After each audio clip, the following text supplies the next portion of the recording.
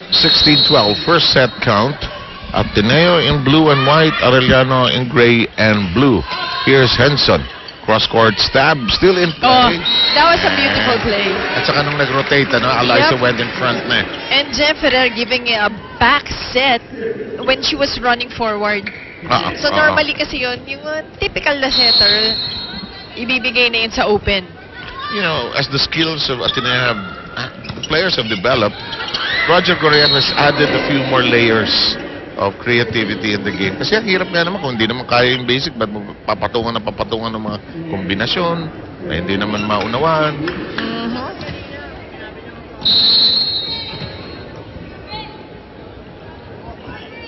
17-13.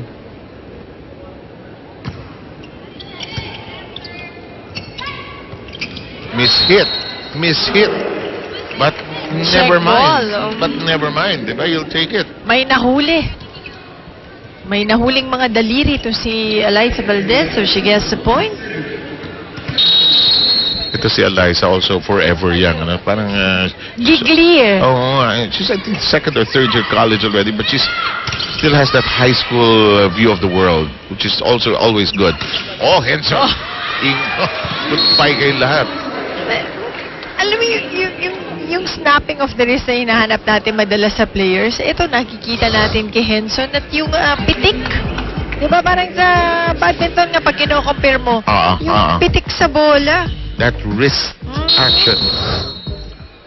Unlike tennis, which is all arm. Oh, nicely done. Ateneo caught unawares. Ging Balse pouncing on them, 15-18. Getting it to the spot. Tignan natin kung ulitin ni Ging. Dun uli. This time, Rachel there.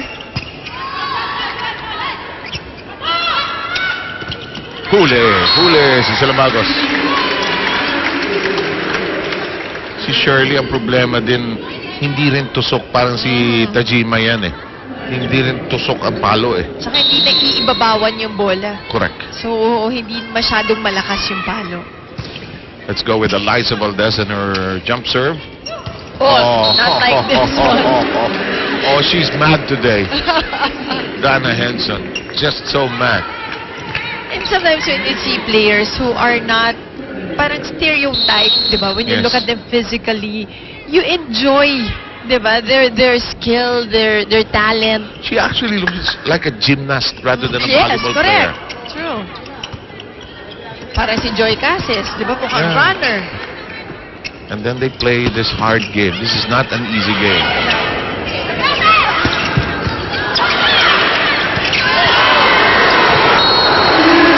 Mukhang regalo eh. March Tejada, just seeing that the ball was going to go over, kinuha na kagad ang regalo. Ito eh. Somewhere about here.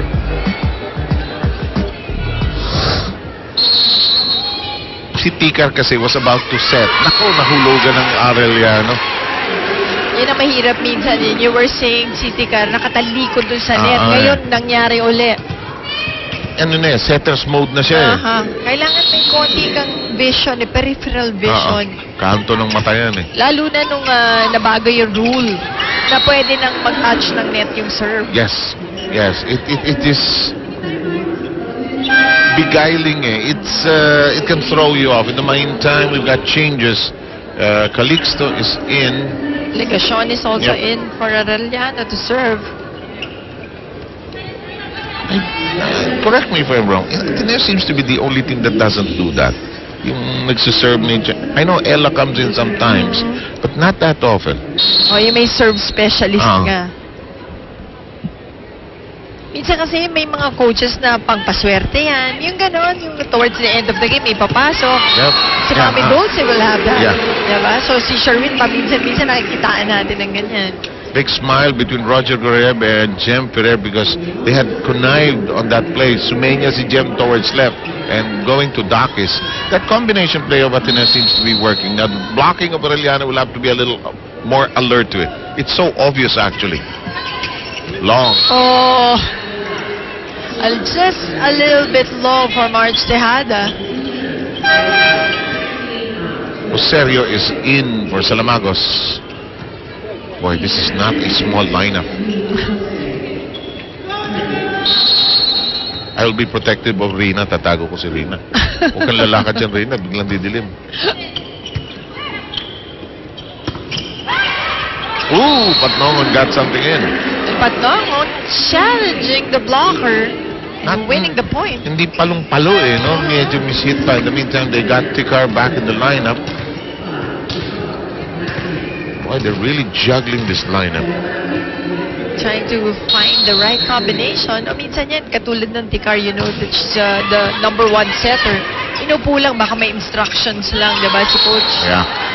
In the meantime, set point for the Lady Eagles at 24-18.